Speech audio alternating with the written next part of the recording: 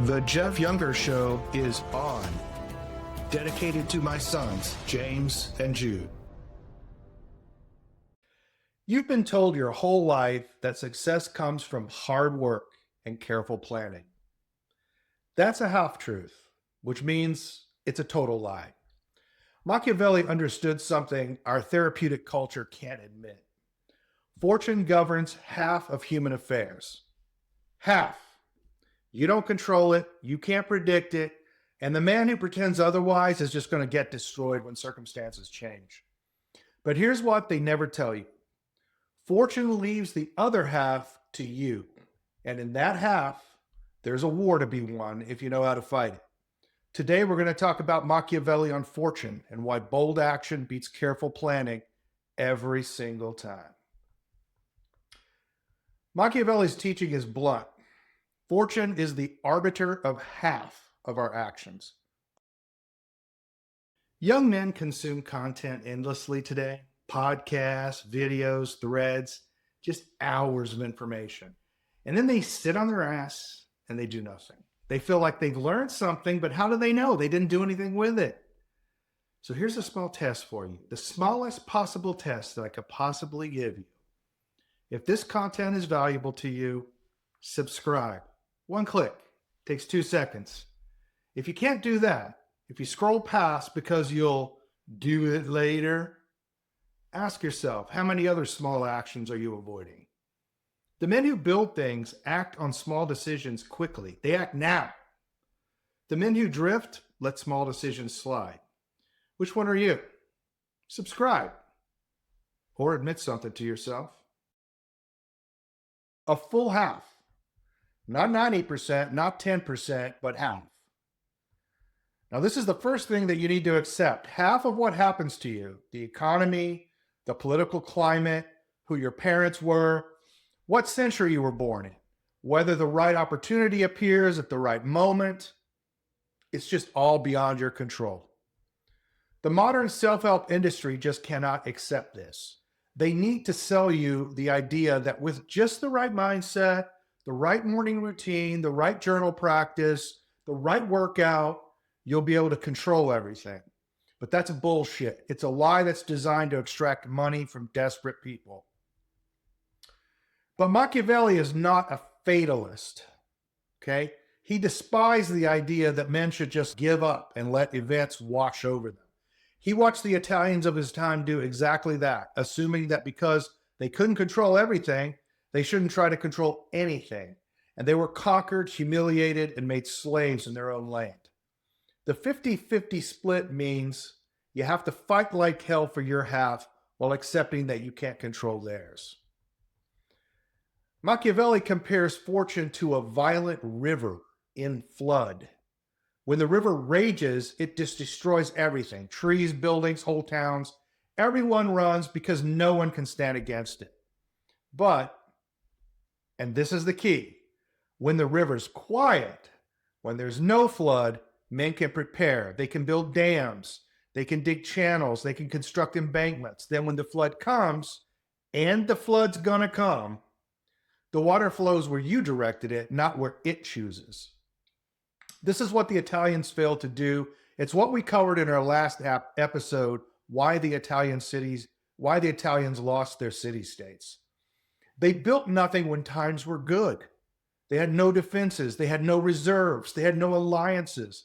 And when fortune's flood came, when Charles VIII invaded, they were just swept away. The application of this to you is very direct. Do not wait for crisis to prepare for crisis.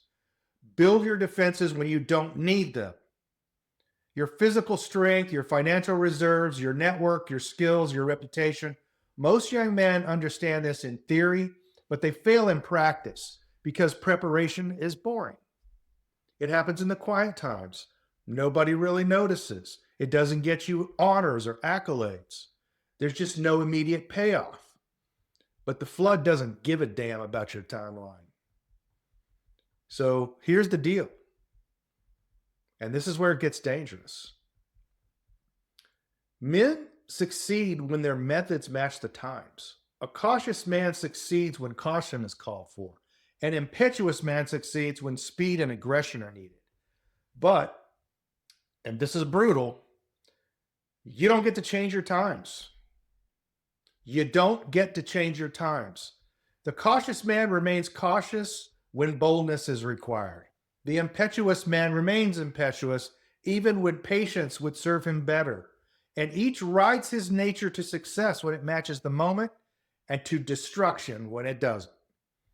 Pope Julius II succeeded through impetuosity. He moved fast. He hit hard. He never hesitated, and because the times called for exactly that, he won every gamble. But Machiavelli notes that if circumstances had required caution, Julius would have been destroyed. He just simply couldn't adapt himself to the times. Most men are like this. They have one mode.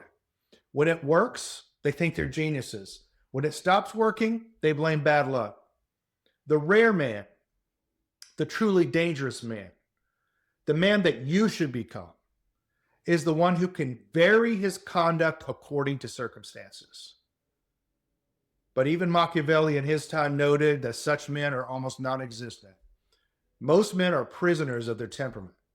So what's the solution? The 50-50 split has another implication that nobody talks about. If fortune governs half of human affairs, then you should only admire great men halfway. Let me say that again. If fortune governs half of human affairs, you should only admire great men of history halfway. Okay, we build cults around successful people.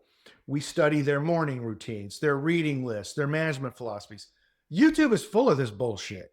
What does Peter Thiel read? What does Donald Trump read? What is the workout for our favorite athlete today? And we assume their success came entirely from their excellence, from their vision, their discipline, their unique genius. But I'm just going to tell you what Machiavelli told you. Half of it was absolutely luck. The timing of their birth, the economic conditions when they started, the competitors around them who stumbled at just the right time, the opportunities that appeared at exactly the right moment. They didn't create these circumstances.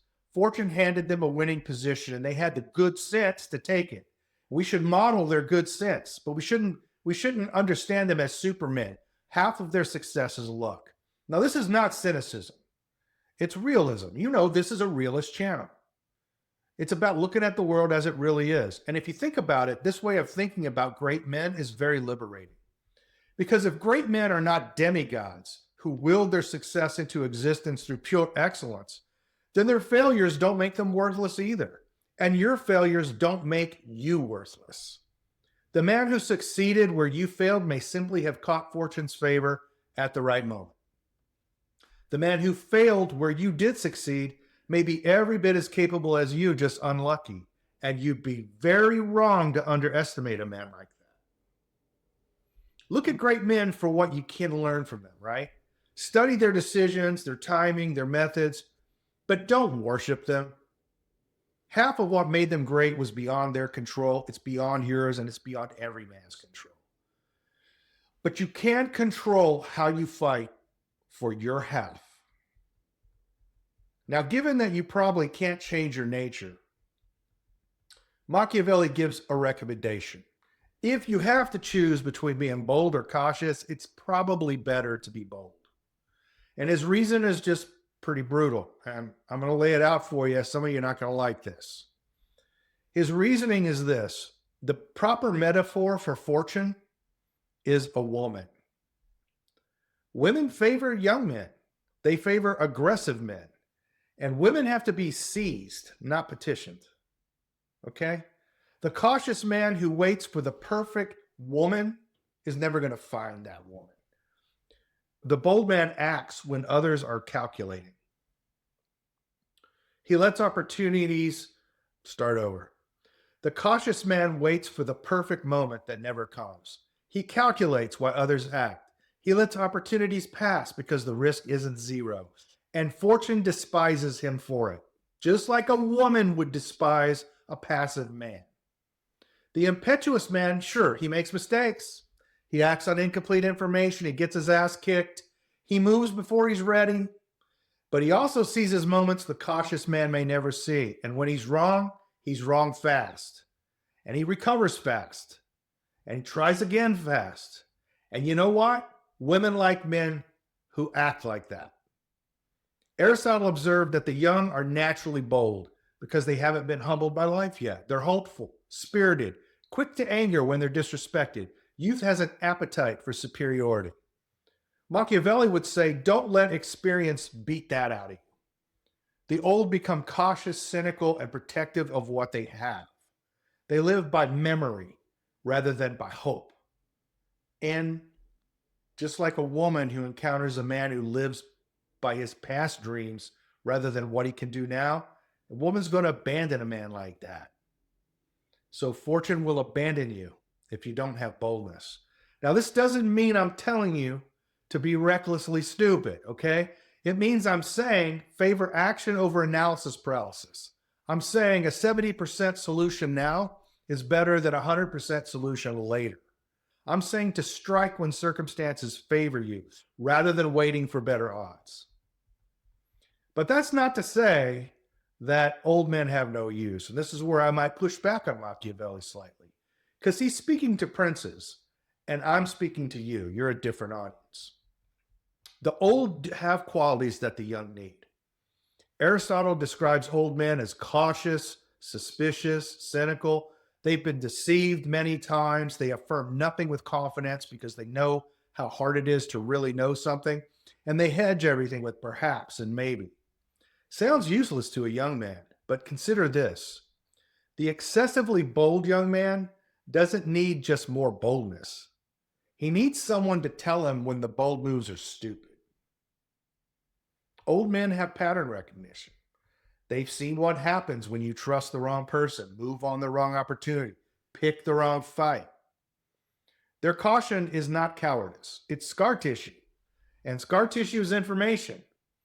So think about that. Like, it's a good balance to a young man's boldness. If you can get an older man that you can run things by him, it could help you.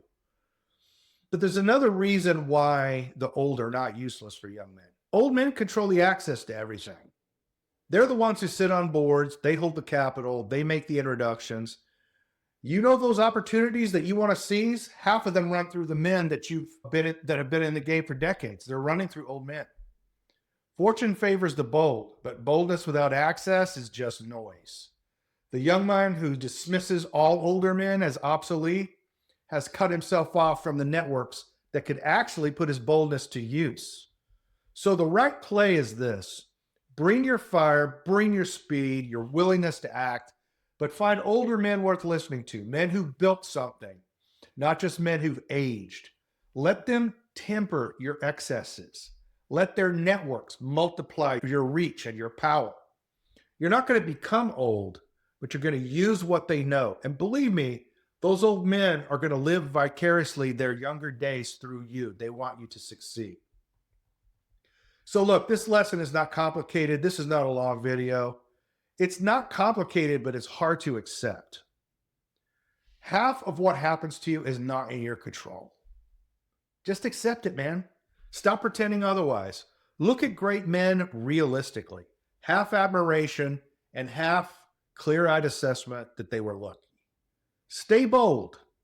Fortune favors the bold, just like women like bold men. But also find older men who are worth learning from, not to become cautious, but to make sure that you're aiming your boldness where it counts. Build your defenses when times are good. When the flood comes, you'll be ready. Don't be so bold that you neglect defense. And when the moment demands action, that's when you lay it on them, man. You put hard licks on them. The algorithm is like gambling. It feeds you random rewards, dopamine hits. It just wants to keep you throwing money and time on the table. It doesn't care if you learn anything. It doesn't care if you become anything. It only cares about your watch time. But there's a hack. When you subscribe to a channel, you're not gambling anymore. You're choosing what shows up. You're taking the randomness out. You're beating the house. That's a small act of sovereignty in a system designed to keep you passive. Now, look, I'm not saying my channel's the answer to all this, but I am saying your feed is your blackjack table. And right now, the machine has the odds. Start counting the cards. Take the odds back. Subscribe, hit the bell, control the cards. Or keep drawing the joker, sucker. Move fast, hit hard, don't apologize. Fortune has no respect for the man who hesitates. The future belongs to men who see clearly and act accordingly. Okay, that's what I've got for you today. Now get off the internet and go do the work. The Jeff Younger Show, signing off.